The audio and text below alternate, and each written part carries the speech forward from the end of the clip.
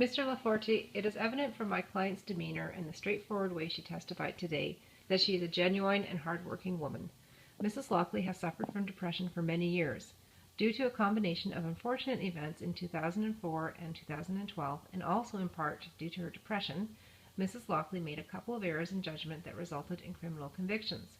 It is important to note that no one was harmed as a result of Mrs. Lockley's actions. In fact, the greatest danger Mrs. Lockley posed was to herself as she attempted to take her own life. As confirmed by Mrs. Lockley's psychotherapist in his medical report, Mrs. Lockley suffers depression and has struggled with substance abuse problems. Through rehab and therapy, she has managed to turn her life around and, in her own words, get her life back on track. Removing her from this course of treatment, as well as her family, would be disastrous for her recovery. Additionally, Mrs. Lockley has testified that she is the sole provider for her aging mother. Issuing a removal order against Mrs. Lockley today would destroy not one, but two lives.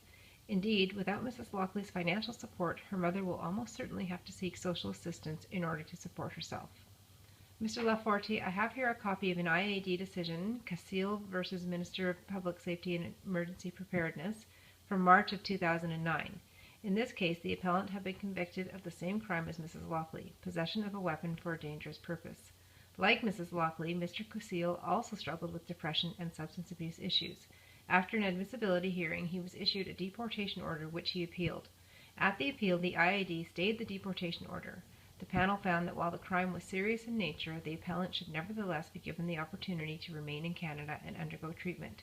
In her conclusion, panel member Jeanette Mills states,